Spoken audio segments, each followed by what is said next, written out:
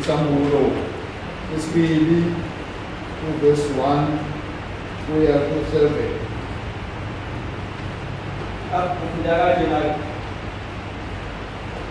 Kuyo ingelosi yebandla laseEfesu loba ukuthi nakhu akushoyo ophethe izinkanyezi eziyisikhombisa ebandleni esandleni sakhe sokunene, ohamba phakathi kwezimpi zezibani eziyisikhombisa zegolide, uthi, ngiyayazi imisebenzi yakho nemizamo yakho nokubekezela kwakho, nokuthi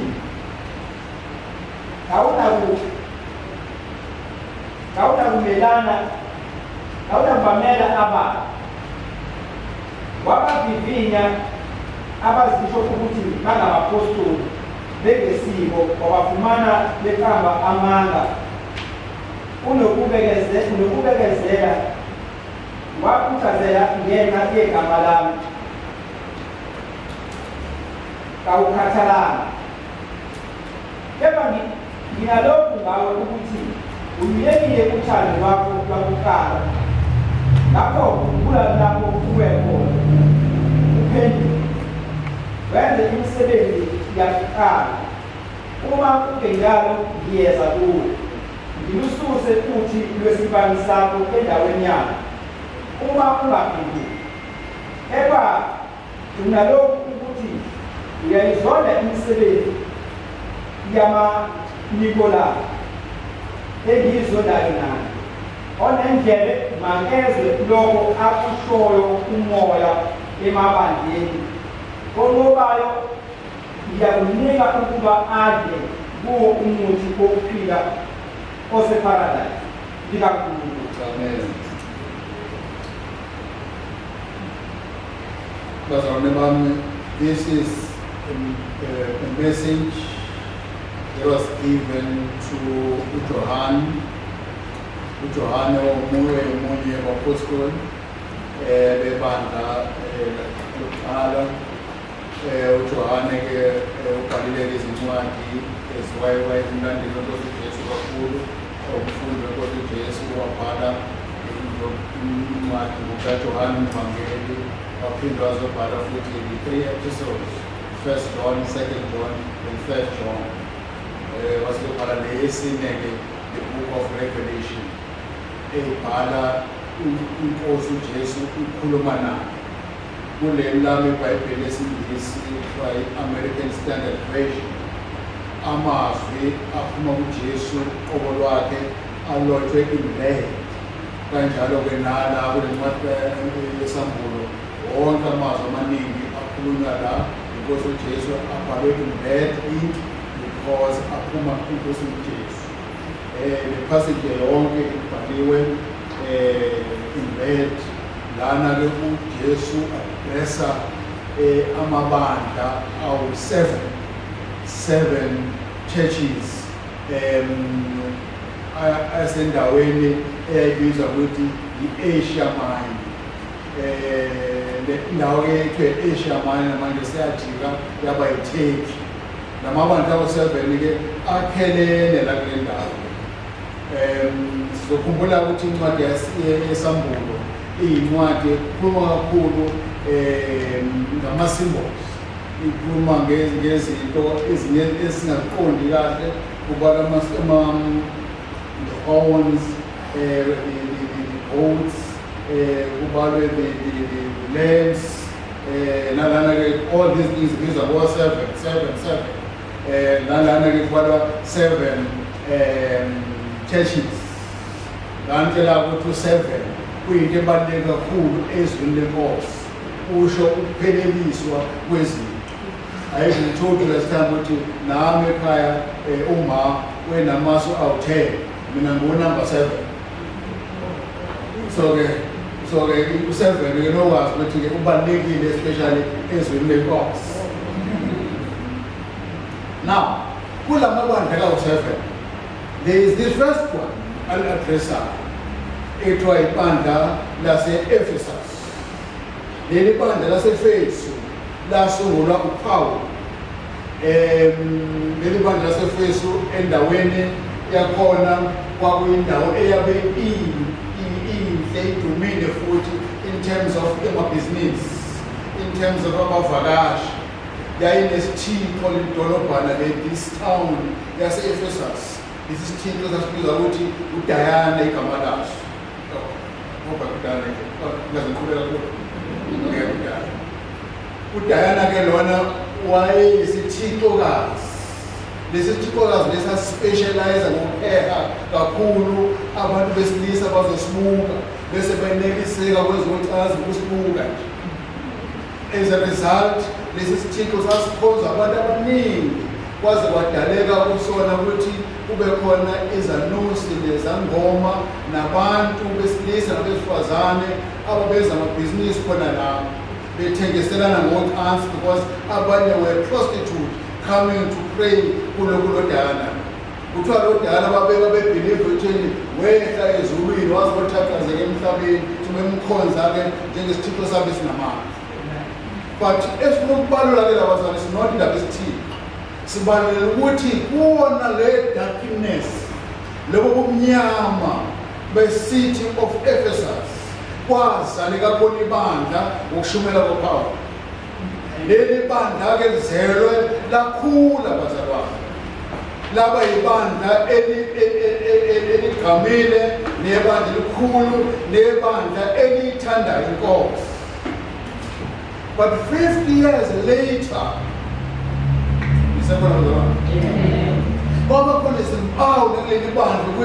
they've shifted from the ways zabo ezindala uPaul ebafundise zona.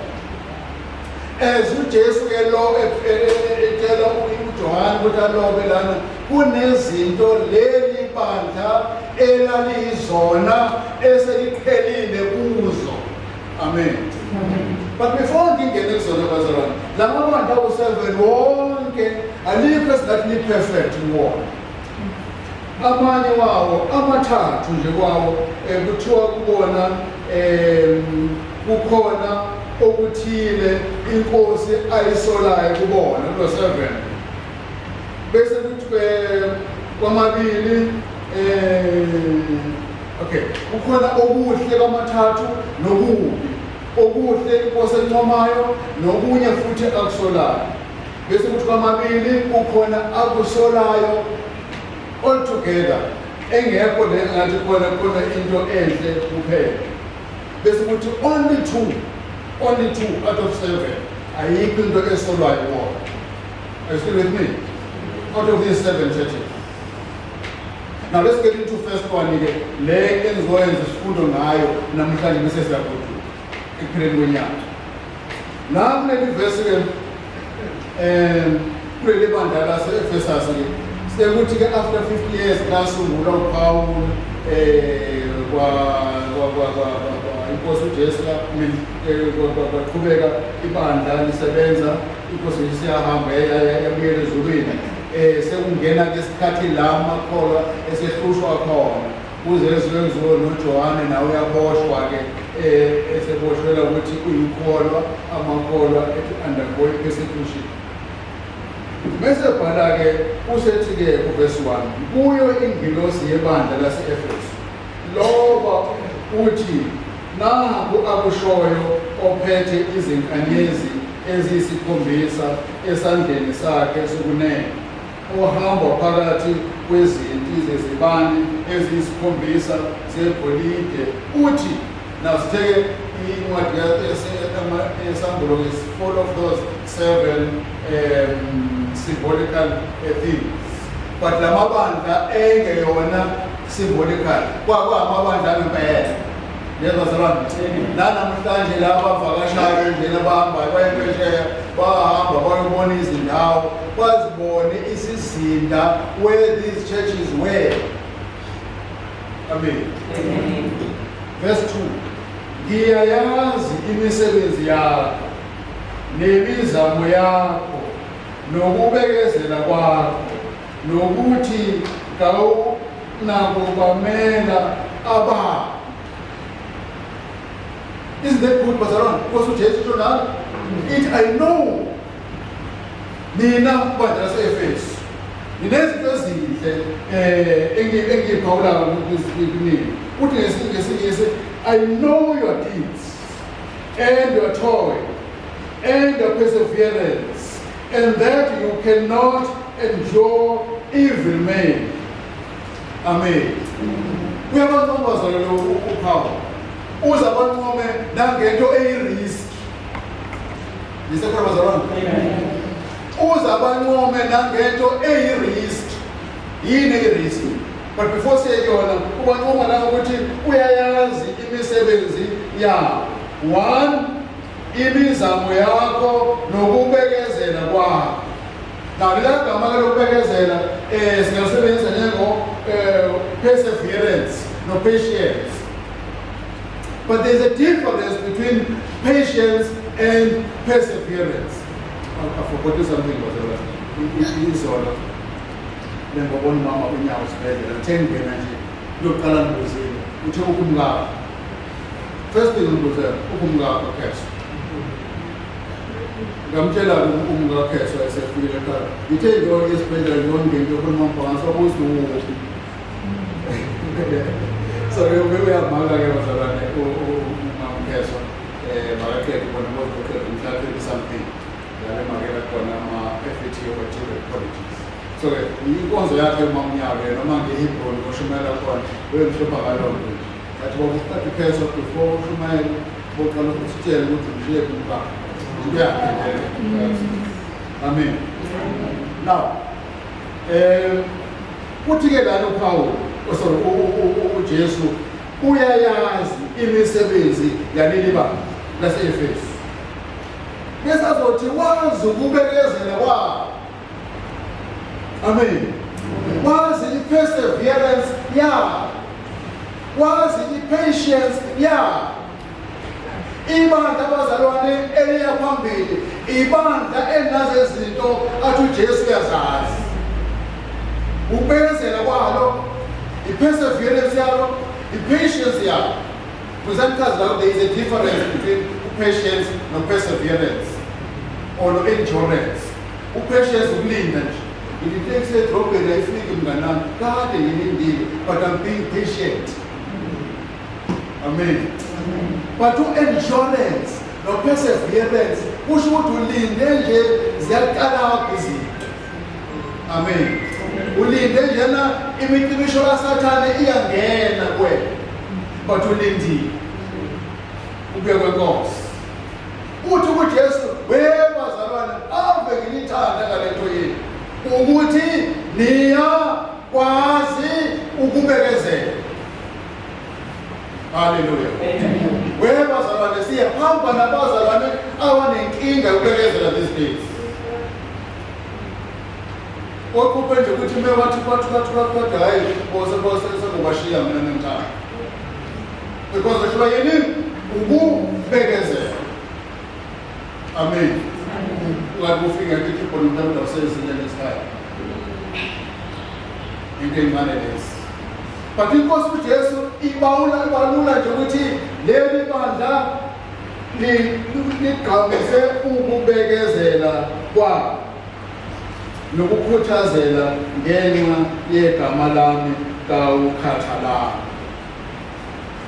Nkosi abebe bebabi abazalwane bebandla abakhathalanga.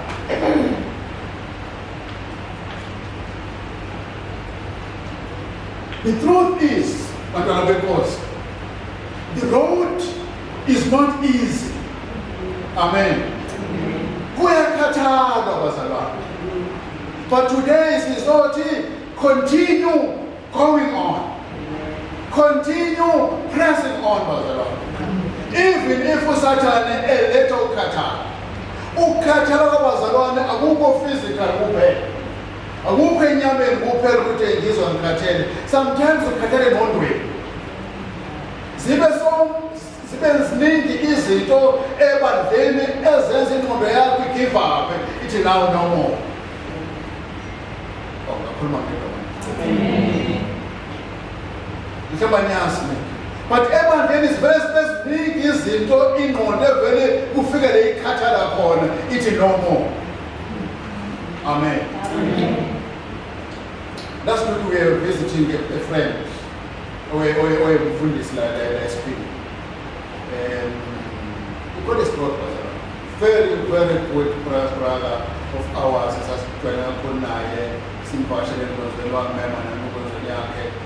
Very active brother, but he got a stroke. Today when a stroke was but she's on wheelchair today. Amen. Because ukuba sebandleni kunezinto ezikhathaza ingqondo.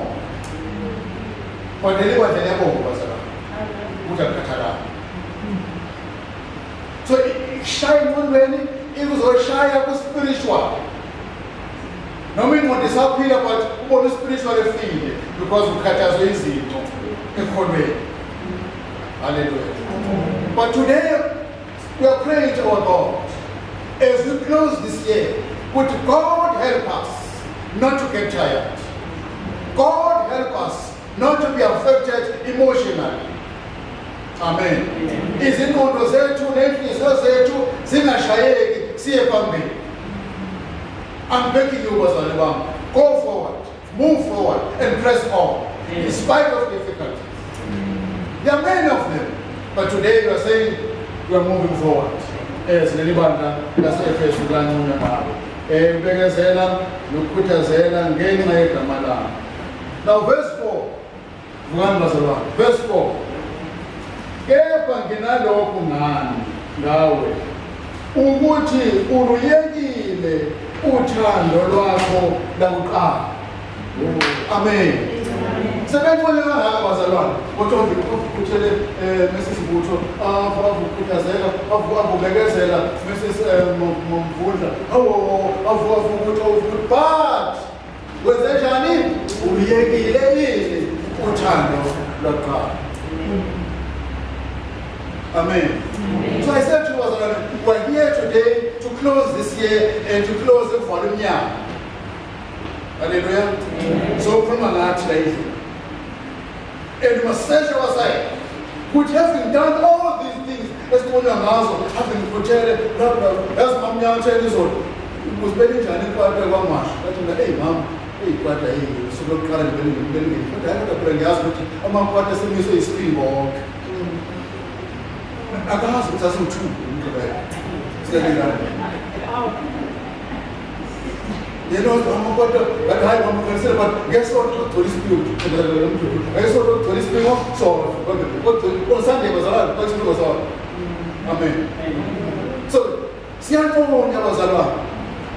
but today, we don't move on what you most number 4.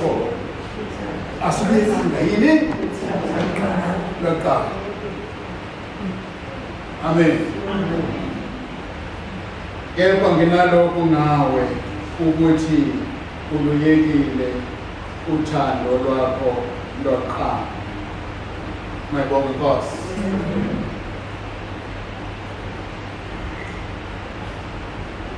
Now there are so many things that are the way we have faulted, where we lack izinto ezama basics of call. One of the basics of call which we love one another. Ngiyabonga Nkosi. Any of the basics of call we love one another no matter what. Amen. Into nje ibasic of call kumzalwane. Ukuthi umzalwane wenze njani? Unothando yilo nalo. Amen. No matter what. Says what? Uma lo basic isiphumile mina, then I must search myself. Do introspection. Amen. No, but I must do that introspection if that basic character your call is opinion. Kepha nginalokhu ngawe ukuthi uluyekile uthando lwakho lwakuqala. Masiqhubeka ngakho khumbula lapho uwe khona uphenduke wenze imisebenzi yokuqala. Uma kungenjalo ngiyeza kuwe ngilususe uthi lwesibane sakho endaweni yalo uma ungaphenduki. Amen. Bazalwane, this is a warning from the Lord Christ Jesus through inkosi uJesu. There's a verse that I want us to read, beloved, 1 John chapter 4. 1 John chapter 4.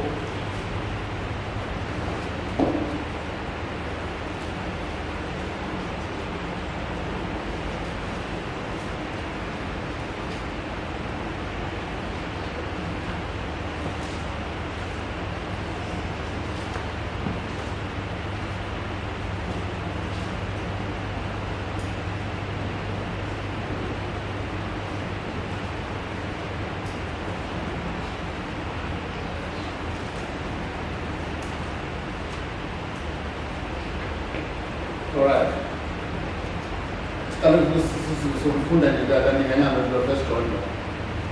Chapter 1 verse 8.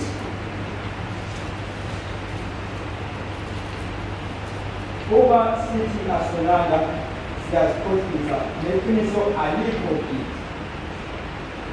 All right, this man.